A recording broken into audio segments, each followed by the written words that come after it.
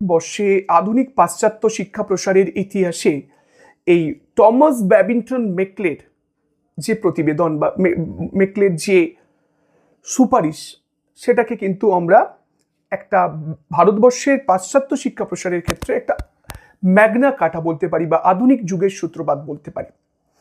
কে এই Thomas Babington Macaulay ছিলেন? দেখো বন্ধুরা, টমাস ব্যাবিংটন মেকলে ছিলেন একধারে বেন্টিংকে ছিলেন লর্ড উইলিয়াম বেন্টিং। 1828 থেকে 1835 সাল পর্যন্ত তিনি ভারতবর্ষের গভর্নর জেনারেল ছিলেন। এই লর্ড উইলিয়াম বেন্টিং যিনি কিনা সতীদাহ প্রথার অবসান ঘটেছিলেন। এই লর্ড উইলিয়াম বেন্টিং এর বিখ্যাত আইন সচিব এবং খ্যাতনামা পণ্ডিত। তিনি প্রাচ্য শিক্ষার পরিবর্তে ভারতবর্ষে পাশ্চাত্য শিক্ষার বিষয়ে যে বিখ্যাত প্রস্তাব করেছিলেন 1835 খ্রিস্টাব্দের 2 ফেব্রুয়ারি, তা মেকলে মিনিটস নামে পরিচিত। মেকলে একটি গুরুত্বপূর্ণ মন্তব্য করেছিলেন ভারতবর্ষ তথা এশিয়া শিক্ষা ব্যবস্থা প্রসঙ্গে। তিনি কি বলেছিলেন? তিনি বলেছিলেন, ইউরোপের একটি ভালো গ্রন্থাগারের বই ভর্তি একটি তাক ভারত এবং আরবের সমগ্র সাহিত্যের সমান। মানে ভারতবর্ষের শিক্ষা ব্যবস্থাটাকে ক্রিটিসাইজ করার জন্য মেকলের এই বক্তব্য। মানে বলতে চাইছি দেখো, a single shelf of a good European library is worth the whole literature of Indian Arabia. সমগ্র ভারতবর্ষ, সমগ্র এশিয়া এবং আরবের শিক্ষা ব্যবস্থাকে যদি আমরা এক জায়গায় করি, ইউরোপের একটা লাইব্রেরিতে রাখা কিছু সংখ্যক বই তার থেকে অনেক বেশি নাকি উন্নত। তো ভারত তথা এশিয়া তথা আরবের শিক্ষা ব্যবস্থা সম্পর্কে এই বক্তব্যের মধ্যে কিন্তু আমরা বুঝতে পারছি। এখন এই সময় মেকলে যখন ভারতবর্ষে আসলেন বেন্টিং এর আইন সচিব হয়ে, বেন্টিং তাকে কি করেছিলেন? তাকে শিক্ষা দপ্তরের দায়িত্ব দিয়েছিলেন। এখন এই শিক্ষা দপ্তরের নাম কি ছিল? Committee of public instruction. এখন ইংল্যান্ডে থাকাকালীন উইলিয়াম বেন্টিং তিনি মনে করতেন যে ইংরেজি ভাষার মাধ্যমে ভারতে যদি পাশ্চাত্যের জ্ঞান বিজ্ঞানের প্রসার ঘটাতে না পারা যায়, তাহলে ভারতবাসীর এই যে অর্থনৈতিক, ভারতবর্ষের যে এই যে সামাজিক সাংস্কৃতিক দিক দিয়ে পিছিয়ে রয়েছে, ভারতবর্ষের আর্থিক সামাজিক সাংস্কৃতিক মান উন্নয়ন করা যাবে না। কারণ এই সময় ভারতবর্ষ কেন, ইউরোপিয়ানদের একটা বক্তব্যই ছিল যে সাদা চামড়ার মানুষরা যে তারাই একমাত্র পৃথিবীতে উন্নত জাতি এবং বাকি সব অনুন্নত। এশিয়া, আফ্রিকা, ল্যাটিন আমেরিকার দেশের মানুষদের কোনো শিক্ষা নেই, কোনো সংস্কৃতি নেই, কোনো কালচার নেই। তাই এদের একটা সামাজিক দায়িত্ব রয়েছে যে ভারতবর্ষ কেন, এই ইউরোপ, এশিয়া এবং ল্যাটিন আমেরিকা বা আফ্রিকার মানুষদের সামাজিক সাংস্কৃতিক মান উন্নয়ন করা। আমরা বিভিন্ন ইংরেজি সাহিত্যিক বা লেখকদের কবিতাতেও কিন্তু বারে বারে এই যে কথাগুলো কিন্তু আমরা পেয়েছি। তাই লর্ড উইলিয়াম বেন্টিংও চেয়েছিলেন যে ভারতবর্ষের মানুষের সামাজিক, আর্থিক, সাংস্কৃতিক মান উন্নয়ন ঘটুক, মানে ভারতবর্ষের মানুষ আরো বেশি এইসব দিক দিয়ে অনেক বেশি ডেভেলপ করুক।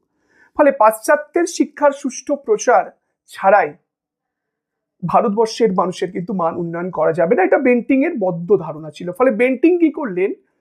এই কমিটি অফ পাবলিক ইনস্ট্রাকশন বা জনশিক্ষা কমিটির দায়িত্ব কাকে দিলেন? টমাস ব্যাবিংটন মেকলেকে এর দায়িত্ব দিলেন।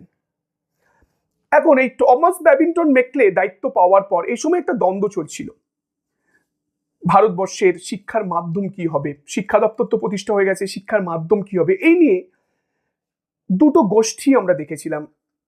একদল যাদেরকে বলতো প্রাচ্যবাদী বা ওরিয়েন্টালিস্ট, যারা মনে করতেন যে ভারতবর্ষের শিক্ষার মাধ্যম অবশ্যই হওয়া উচিত ভারতবর্ষের যে ভাষা। এই মতবাদের সমর্থক কারা ছিলেন? কোলব্রুক ছিলেন, এইচ.টি. প্রিন্সেপ ছিলেন। কারণ এরা কিন্তু ভারতবর্ষের সাহিত্য এবং দর্শনকে উন্নত করার চেষ্টা করতেন। এদের কিন্তু ভারতবর্ষের সাহিত্য দর্শনের প্রতি অনেকটা শ্রদ্ধা ছিল, অনেকটা বিশ্বাস ছিল। কিন্তু ঠিক এর উল্টো দিকে আরেক দল মানুষ ছিলেন যাদেরকে আমরা পাশ্চাত্যবাদী বা অ্যাংলিসিস্ট বলতাম। এই পাশ্চাত্যবাদী বা অ্যাংলিসিস্টরা কি? তারা ভারতবর্ষের শিক্ষার মাধ্যম অবশ্যই ইংরেজি বা পাশ্চাত্য জ্ঞান বিজ্ঞান প্রসারের কথাই বারবার বলতেন। এদের সমর্থক কারা ছিলেন? আলেকজান্ডার ডাফ ছিলেন, স্ট্যান্ডার্ড ছিলেন, কোলভিন প্রমুখ। এরা ভারতবর্ষে পাশ্চাত্য শিক্ষা ব্যবস্থার প্রসার ঘটানোর দিকে কিন্তু জোর দিয়েছিলেন। আর টমাস ব্যাবিংটন মেকলে তার কথা থেকেই পরিষ্কার যে তিনি অবশ্যই পাশ্চাত্য শিক্ষা ব্যবস্থা প্রসারের উদ্দেশ্য নিয়েই কিন্তু ভারতবর্ষে এসেছিলেন। ফলে মেকলে যখন প্রস্তাব দিলেন, কমিটি অফ পাবলিক ইনস্ট্রাকশনের সভাপতি রূপে মেকলে যখন দায়িত্ব পেলেন, তিনি মেকলের বিখ্যাত প্রস্তাব বা তার যে সুপারিশগুলো তিনি পরলাটের কাছে অর্থাৎ লর্ড উইলিয়াম বেন্টিং এর কাছে পাঠালেন 1835 খ্রিস্টাব্দের 2 ফেব্রুয়ারি। এই সুপারিশে তিনি কি বলেছিলেন? তিনি ভারতবর্ষের শিক্ষা ব্যবস্থাকে কিভাবে পাশ্চাত্য শিক্ষাকে ভারতবর্ষের মানুষের মধ্যে ছড়িয়ে দেওয়া যায় তার জন্য একটা থিওরি দিয়েছিলেন, একটা যুক্তি দিয়েছিলেন, যেটাকে বলা হয় ডাউনওয়ার্ড ফিল্টারেশন থিওরি বা নিম্নমুখী পরিশ্রুত নীতি। অর্থাৎ এই জিনিসটা কি?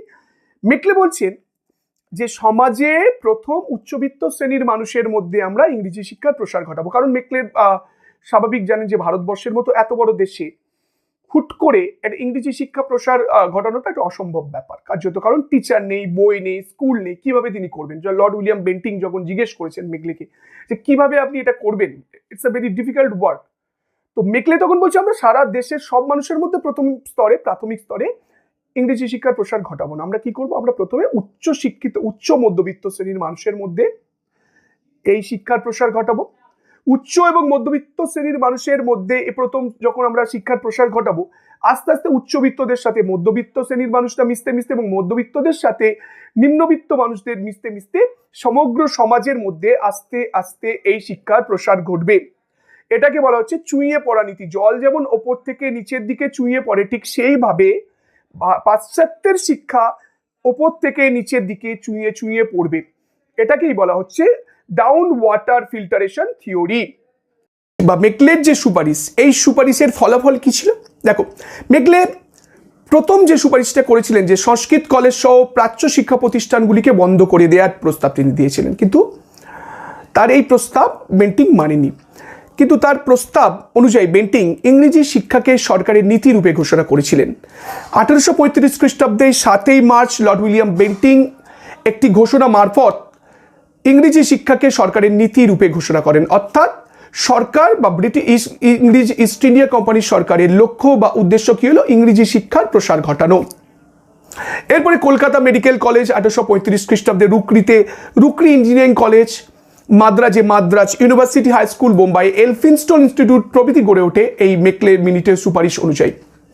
সরকারি কাজে ফার্সির পরিবর্তে ইংরেজি ভাষা প্রচলিত হয়। আগে সরকারি কাজে আমরা কি দেখতাম? ফার্সি ভাষাতে সরকারি কাজকর্ম হতো। এটা মুঘল আমলের ভাষা ছিল, এটাকে পরিবর্তন করে করা হয় 1837 খ্রিস্টাব্দে। সরকারি কাজে ইংরেজি ভাষাকে গুরুত্ব দেওয়া হয়। ইংরেজি ভাষায় দক্ষ ব্যক্তিরা সরকারি কাজে অগ্রাধিকার পাবে বলে ব্রিটিশ সরকার ঘোষণা করেন এবং ইংরেজি ভাষার উপর বেশি গুরুত্ব দেয়। মাতৃভাষায় শিক্ষাদান পদ্ধতি কিছুটা হলেও ব্রিটিশদের দ্বারা কিন্তু অবহেলিত হয়। ফলে এই সময় থেকেই সরকারের ইন্টেনশন পুরোপুরি ইংরেজি শিক্ষা প্রসারের ওপর কিন্তু সরকার ফোকাস করে। এখন এই যে মেকলে মিনিটস, যেখানে আমরা ভারতের পাশ্চাত্য শিক্ষার প্রসারের একটা নবদিগন্ত উন্মোচন করেছিল, এটা কিন্তু নিঃসন্দেহ বলা চলে। কারণ ভারতবর্ষের বর্তমান যে আধুনিক শিক্ষা ব্যবস্থা আমরা দেখি চারিদিকে ইংলিশ মিডিয়াম স্কুল, ফলে এই যে ইংরেজি জানার যে সূচনা বা সূত্রবাদে ইংরেজি বা পাশ্চাত্যের যে জ্ঞান বিজ্ঞান এর কিন্তু নবদিগন্ত উন্মোচন করেছিলেন টমাস বেবিংটন মেকলে। আসলে মেকলে ছিলেন এমন এক শ্রেণীর ভারতীয় তৈরি করতে চেয়েছিলেন। মেকলে চেয়েছিলেন যে ভারতবর্ষে এমন এক শ্রেণীর মানুষ তৈরি হোক যারা বর্ণেও রক্তে হবে ভারতীয়, কিন্তু ভাবনা এবং রুচিতে হবে ইউরোপীয়। আসলে ব্রিটিশরা এমন একটা কালচার আমাদের দেশে ওয়েস্টার্ন কালচার প্রবর্তন করতে চাইছিল যেখানে আমরা ব্রিটিশদের সঙ্গে থাকবো, ব্রিটিশদের সঙ্গে চলবো, ব্রিটিশদের আদব কায়দায় বিশ্বাসী হব এবং ব্রিটিশরা যে সমস্ত জামা কাপড় আনছে যে সেগুলো আমরা কিনবো। ফলে এর পেছনে কিন্তু একটা অর্থনৈতিক উদ্দেশ্য অবশ্যই ছিল, কিন্তু মেকলের এই চেষ্টাকে কিন্তু আমরা খারাপভাবে নিতে পারি না, কারণ এটা একটা পজিটিভ ইম্প্যাক্ট ছিল। ভারতবর্ষে যদি এই পাশ্চাত্য শিক্ষার প্রসার না ঘটতো আজকে কিন্তু ভারতবর্ষ অনেক পিছিয়ে যেত। ফলে এই দিক দিয়ে আমরা কিন্তু ব্রিটিশদের কাছে আমাদের কিন্তু থ্যাঙ্কফুল থাকা উচিত, আমাদেরকে কিন্তু ধন্যবাদ।